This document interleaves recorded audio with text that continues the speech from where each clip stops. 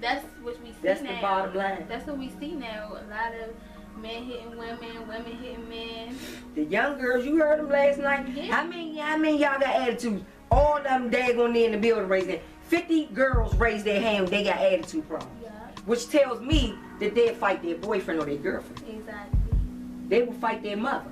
Yeah. That's what it tells me. And they said they talk bad to their teachers and everything. I know they did did. say that. I know they did. They said that. Soon as you put your hand up for it, I know you cuckoo for Cocoa Puffs at that point. Yeah. Welcome back to Ivy Couture Uncovers True Stories with my guest QueenAfi, the founder of Domestic Violence Wears Many Tags Part 4.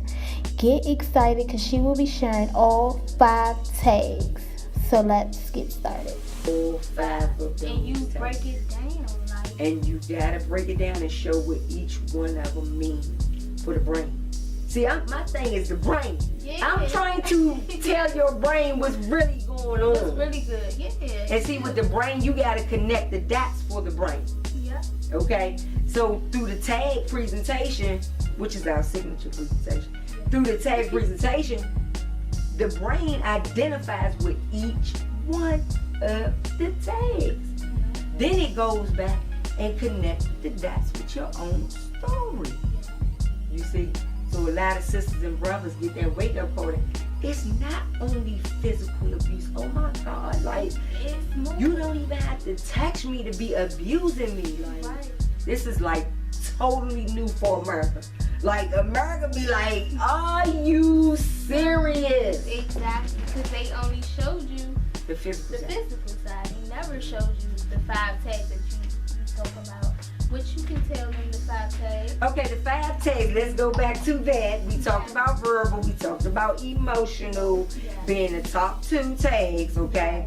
Then we have sexual abuse, of course, and we know about rape, we know about molestation, that is considered sexual abuse. Of course, there's sexual harassment, where it's coming through words, but it's still emotional, still insulting to you. So it's linked back to emotional, okay? See, they connect. And then you have the sexual abuse again, where your partner is raping you, or your husband is raping you, Right. you know, or your wife is raping you, okay? Because you do have the what? The female relationships, okay? Some of those relationships, a woman can be a rapist in those relationships, okay? Okay, so, and then we move from sexual to financial abuse. So now your abuser is controlling everything that you spend, your credit card, your accounts. Your abuser identifies with all that. Or your abuser controls you by having the money, having the house, having the things that it takes for you to live. And your abuser snatching that from you. You can't have a phone, can't have a car anymore. You know, you can't spend money this month. The abuser controls on that. It's very prevalent. That tag can stand alone. Yeah. That tag can stand by itself. And then, of course, the last tag is physical abuse. That's how it ends up. Somebody ends up dead or in jail. Yeah. That's crazy. So what tags do you think happened with your daughter?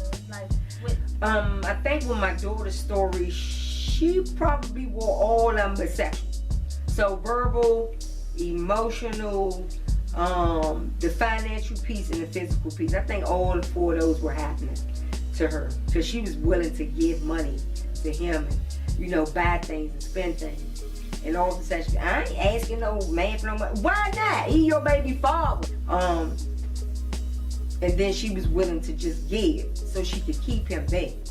You see what I mean? So he wouldn't Rewarding bad behavior. Very good.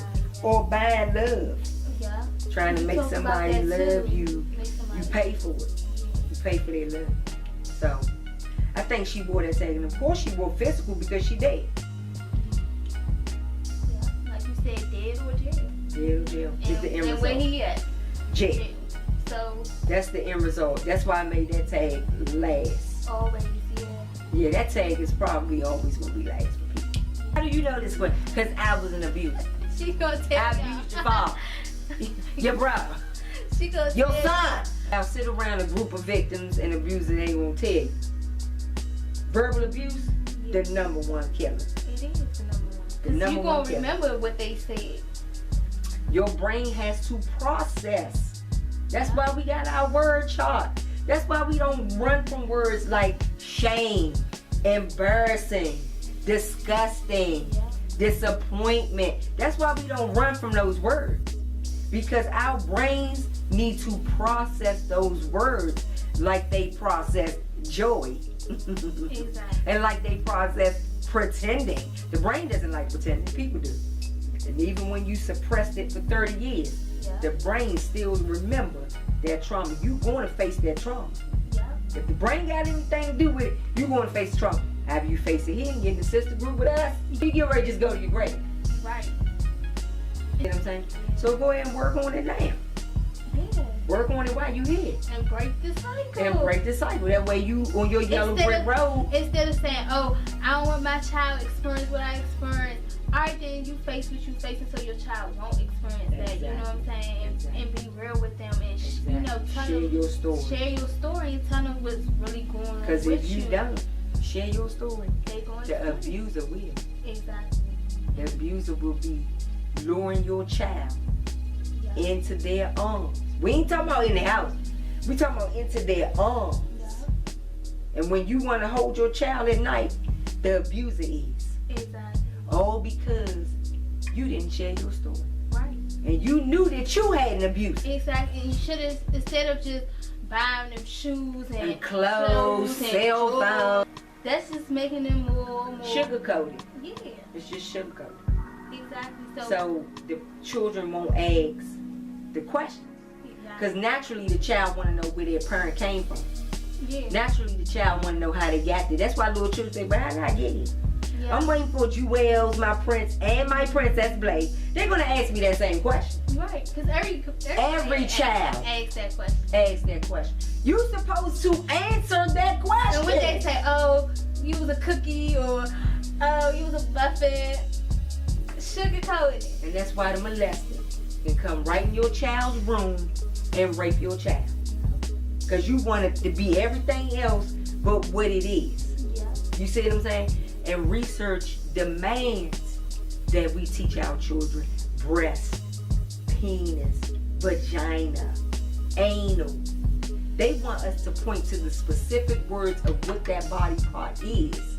Because if somebody's haunting you or taunting your children, you're going to say, where did they touch you at? That child's going to say, on my breast.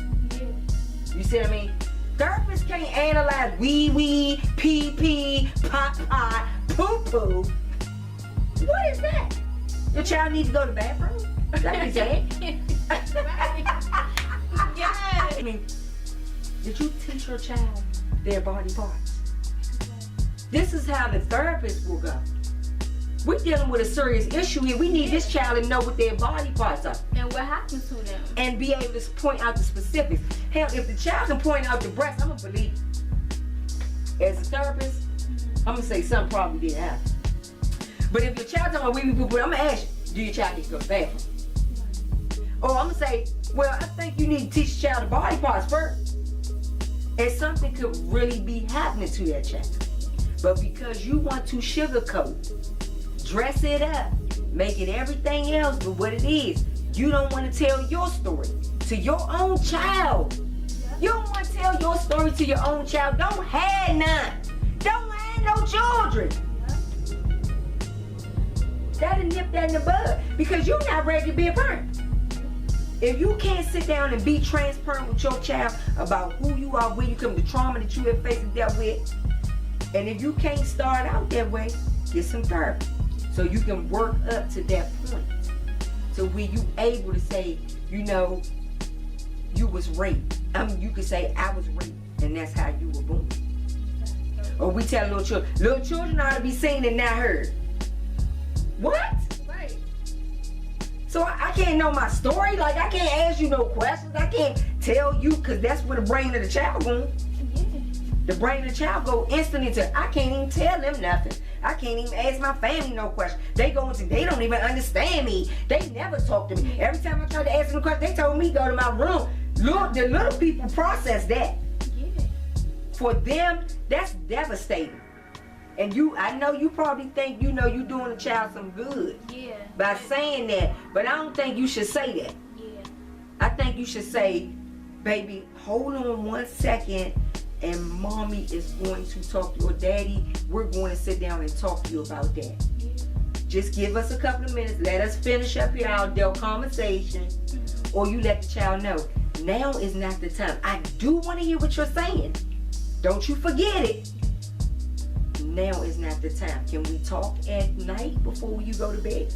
See what I mean? That's the way you want to send a child brain in, because the child, they care about me. Like, okay, I can tell them. You know what I mean? I feel comfortable with my parents. They really want to know what happened to me. You see what I'm saying? That's going to make it better for them growing up. So when your child say, like my daughter said, my daughter came and like, Mom, I smoke weed. You smoke weed? I wanted to go, no, though. Girl, I wanted to, look, hold on, don't mind me advocating fans. I go in, boo. She do. I want to take this joint and say, what pow, a couple times over here. But I had to get my notepad. Get my pen, start taking some notes and asking some questions. Okay, well, how did it make you feel? And Nana was like, it make me feel sleepy, boy, like it. I be cracking up laughing like, what is going on? She like, boy, I just get so goofy and paranoid. She was like, I said, so do you like smoking it? You know, you like how it make you feel? She was like, nah. She said, I'm not a smoker. She said, that's not me. I said, well, thank you, Jesus. Because your mama done smoked pounds, honey. Okay. Your mama done smoked pounds, chopped down pounds, sold pounds. And I just didn't want that for you. You see what I'm saying? I told her that. Dang on right. Yes, indeed. So she knew that if she was going to smoke, who she going to tell? I'm going to let my mama know I hit the job today. You know, I hit it. Be real, boo. Yes. Be real. Relationship that started to get out of control, she was shamed. She say, Mom, sometimes I hit him, you know, because he just make me so mad. You know what I mean? I just flick out. And of course, it's wrong to do that. Like I told you, it's wrong to do that. Like, you can't do that and don't think that boy don't remember what you doing. Like, you can't do that. It can make him act a certain kind of way. And like I told y'all, every man ain't gonna walk away. Nope. Even if it start out, he say, I ain't gonna hit you, I don't hit women. The dude might say that to you. But because your love is so strong and so aggressive, now he hitting you. And do that. The other thing that my daughter did that was a red flag off the top for me was she dated somebody that was outside her rim. Okay? She dated somebody from the street. You're not from the street. Right.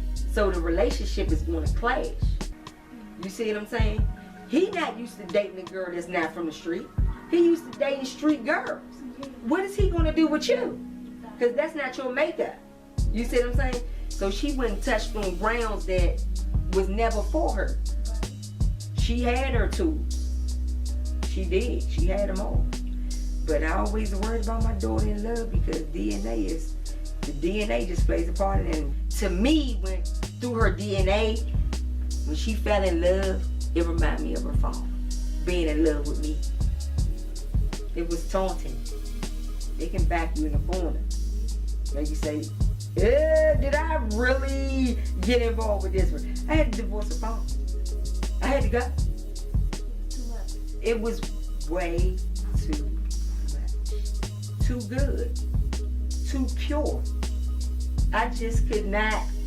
In my abuser's mind, because I wasn't an abuser when I was married to him, I just didn't want to be in my room. It wasn't right. Now, as far as personality and fun and all, that's me.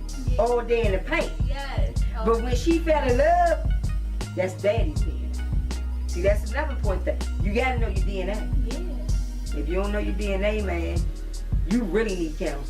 No offense, no disrespect, but you really need counseling. Appreciate you coming Thank out. you so much. And Thank you sharing so that much. takes with us and Thank everything. you so much. So it means a lot. And I also wanted to give a special moment to Anana before, you go and, just show that we love her and continue that love unit that we have. On behalf of my daughter, who is no longer with us in the earth, but is with us in the spirit, that, and here she is. She's always with us. She's always with us. Yeah. Okay.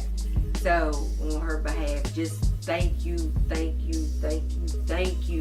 so much for your strength and everything that you're trying to do to get the message out there to end domestic violence. Thank all of you for your strength and your stories, your encouragement, your love, and your determination to end domestic violence for yourself. See, because everybody got to end it for themselves. You can't make nobody end it. They got to end it for themselves. So I do thank everyone on behalf of my daughter. The other thing I would say on behalf of my daughter, get educated, because domestic violence wears many tags, okay, boo? Many tags, boo. Tell your friends that. What social media can they find you on? Oh, you share information. Yeah, you could definitely find me on Facebook. It's QueenAfi, all one word. You can find me there. You can also type in domestic violence wears many tags on Facebook and find us there. As well as you can reach out to us via phone 202-821-8933. I only do serious inquiries only. Don't call me with no BS, because I'm not there. Right. If you want some help, I'll give it to you. Yes. So yes, girl, thank you, and everybody, all your listeners, all your watchers. Guys, thank you guys for watching, and peace and love.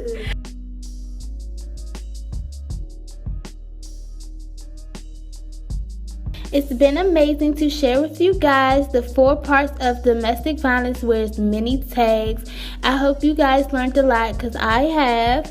And just make sure you leave your comments below, like this video, and also hit the subscribe button if you're not subscribed. And get ready for my next episode next week. See you guys soon.